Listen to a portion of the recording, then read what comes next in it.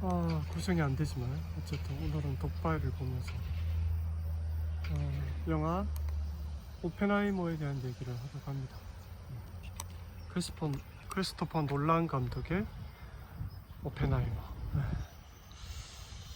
영화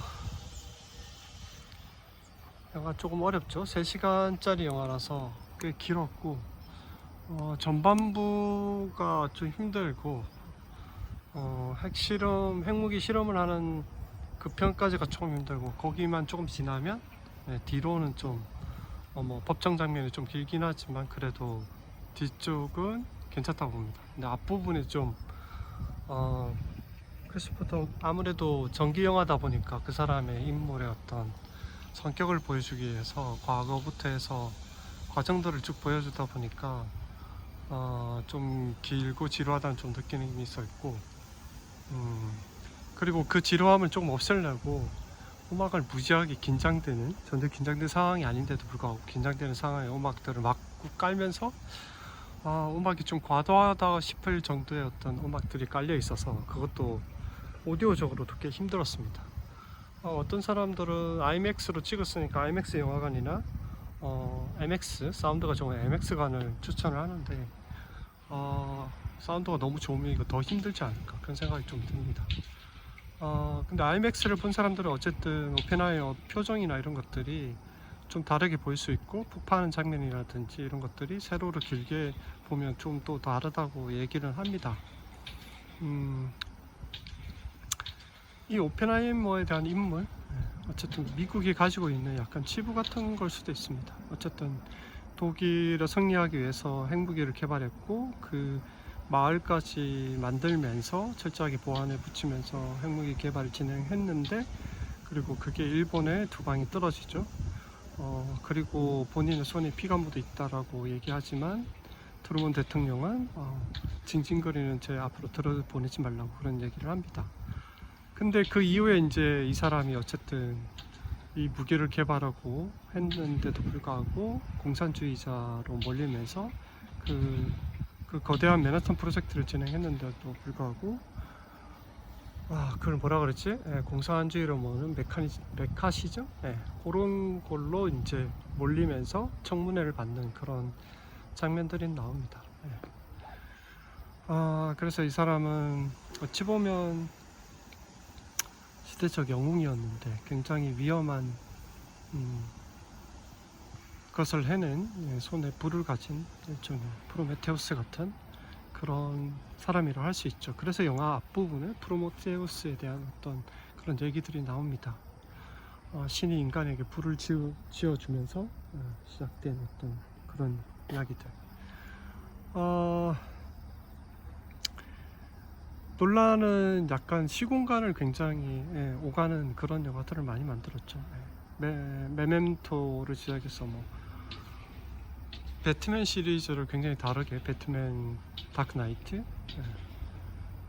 이런 배트맨 다크 나이트를 보면서 굉장히 철학적으로 뭔가를 접근하고 있구나 이런 생각이 들었고, 인셉션을 비롯해서 덩케르크, 그런 시공간에 대한 얘기들을 굉장히 많이 합니다. 저는 덩케르크까지 보았고, 테넷을 못 보다가 이 오펜하이머를 보면서 테넷을 다시 찾아서 보았습니다. 테넷 굉장히 어렵죠. 막 시간이 거꾸로 가면서 사람들이 뒤로 움직이고, 이거는 더 어렵다고 봐야 됩니다. 더 어렵습니다. 그래서 그 시공간의 이동에 대한 이 놀란 감독은 굉장히 그걸 중요하게 생각합니다. 우리가 살고 있는 이 공간이 접힐 수도 있고, 오른쪽과 왼쪽이 바뀔 수도 있고, 앞과 뒤가 바뀔 수도 있고, 선형적이지 않고 입체적인 어떤 시간이 존재할 수 있고, 이런 것들에 대한 고민과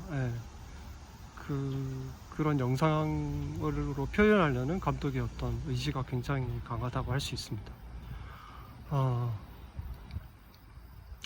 근데 테넷을 보다 보니까 그런 어렵고 복잡하지만 어쨌든 그런 게 가능할 수도 있겠고, 아니면 그런 물리학적으로 그런 게 있을 수 있겠구나, 양자역학에 대한 인셉션에도 그런 게 좀 나왔었죠. 그래서 가능성이 있어 보인다고 하는데, 테넷을 보다가 오펜하이머를 언급하는 장면이 잠시 나옵니다. 짧게 나오는데, 예. 그래서 놀란 감독은 오펜하이머를 영화를 만들려고 이미 테넷 때부터 준비를 하고 있지 않았나, 그런 생각이 듭니다. 예.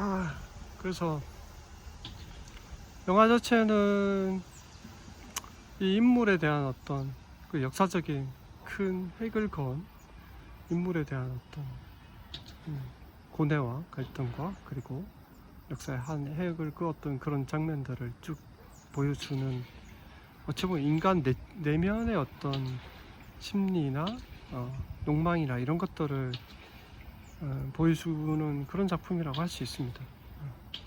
뭐 시공간의 이동이나 이런 건 없지만, 근데 이 인물을 굉장히 교차 편집적으로 보여주기 때문에, 편집적으로 막 시간과 공간을 막 이렇게 교차해서 역행해서 프리뷰식으로, 그걸 뭐라 그러지? 플래시백처럼 보여주는 장면들이 많아서 약간 혼란스럽거나 그럴 수는 있습니다.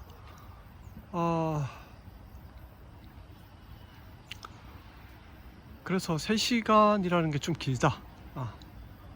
조금 힘들긴 하다. 하지만 핵무기 실험을 하는 거기서부터는 어느 정도 진도가 잘 나가고, 뒤에 법정 장면에서 로버트 다우니 주니어의 연기가 훌륭하다. 처음에 로버트 다우니 주니어인지 몰랐습니다. 그 아이언맨의 그분인지 몰랐는데 흑백으로 워낙 보여주고 있어가지고, 근데 이분의 연기가 대단하다. 오히려 주인공보다 이분의 연기가 더 나은 것 같다는 느낌도 있습니다. 그리고 그게 꽤 유명한 사람들 굉장히 많이 나옵니다. 인물들이 너무 많이 나와서 이거를 인물을 따라가다가 보기가 굉장히 어렵습니다. 안면 인식장애 있는 사람들은 그 인물 하나하나 사실 기억하기도 힘들고, 너무 많은 인물들과 너무 많은 대사들을 치고 있어서 그게 따라가기 쉽지 않다. 그래서 진짜로 눈 크게 부릅뜨고 악을 쓰면서 끝까지 따라가다 보면 또 보게 됩니다. 막 공부하는 의지로 막 이렇게 눈 부릅뜨고 이렇게 따라가면 막 또 몰입이 됩니다. 근데 어쨌든 이 인물이 그 인물이지 막 헷갈리기 시작합니다. 대표적으로 그 프레드 머큐리 역할을 했던 더 퀸에서 프레드 머큐리 역할을 했던 그 무슨 발레? 그 배우가 앞쪽에서 언뜻 조금씩 나옵니다. 근데 뒤에 가서 어떤 정언을 하는데 이 인물이 앞에서 뭘 했는지 사실 정확하게 기억이 잘 안 납니다. 그런 부분이 문제라서, 그러니까 다시 한번 꼼꼼히 영화를 N차 관람을 하면 훨씬 더 많은 것들이 들어올 수 있지 않을까, 그런 생각이 들었습니다. 그리고 어쨌든 영화는 보기 전에 그 역사적인 스토리나 이런 것들을 좀 보고 가는 게 좋고, 보고 나서도 다시 한번 찾아보는 게 훨씬 도움이 됩니다. 이건 그냥 봐서는 전체를 다 이해하기는 어렵습니다. 그러면 영화를 뭐 이렇게 꼭 공부를 하면서 봐야 되냐? 사실 좀 그런 건 아닌데, 영화 자체가 어떤 메시지나 은유나 이런 것 때문에 다시 봐야 되는 게 아니라, 그 역사적인 흐름이나 여기 나오는 인물들에 대한 어떤 해석이 가능하려면 그런 걸 좀 봐야지만 이해할 수 있는 부분들이 확실히 있습니다. 저는 뭐 그렇게 놀란 감독의 어떤 그런 우주적이고 그런 영화와는 조금 맥을 달리하는 영화라고 볼 수 있지만, 어쨌든 뭐 그렇게 뭐 좋지도 나쁘지도 않은 영화였다, 뭐 그렇게 볼 수 있을 것 같습니다. 그거는 그냥 뭐 대중적이거나 보편적인 그런 영화는 좀 아니었다. 놀란 감독의 어떤 욕심에 기인한 어떤 인물에 대한 애정이 가득 담긴 그런 영화라고 할 수 있을 것 같습니다. 그걸 보고 테넷을 봤더니 더 혼란스러워지는 거지. 덩케르크까지는 그래도 깔끔했던 것 같습니다. 이야기를 푸는 방식. 메멘토는 지금 뭐 기억도 잘 안 나지만 어쨌든 인간이 기억하는 것과 그걸 기억하기 위해서 메모를 하는, 계속 기억이 사라져서 메모를 하고 그 메모를 보면서 유추해 나가는 그런 영화였던 것 같은데, 명시하는 바가 되게 좋은 거죠. 예. 우리가 흔히 과연 기록한 거 그것도 그럼 사실인가? 내가 기억하고 있는 게 정말 사실인가?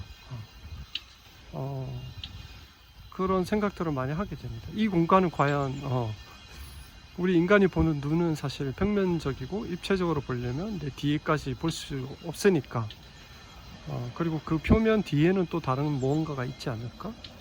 시간이 거슬러 가면 이 공간에서 다른 것들이 이루어진 상태에 그 다음에 우리가 이 장소에 있는 건 아닐까? 그런 것들을 굉장히 고민을 많이 합니다. 테넷이 그런 것들의 어떤 고민의 압축판이라고 저는 보이던데, 그래서 감독이 뭘 고민하고 뭘 어떤 걸 생각하고 있는지는 명확한데 대중들이 받아들이기는 쉽지 않은 테넷이었다. 오늘 오펜하이머 얘기를 하려고 했는데 테넷 얘기까지 막 하게 됐네. 여기는 양주에 있는 독바이 공원입니다. 독바이. 여기까지 할까요? 11분밖에 안 돼. 너무 짧은가? 오펜하이머 영화에 대한 어떤 리뷰였습니다. 안녕.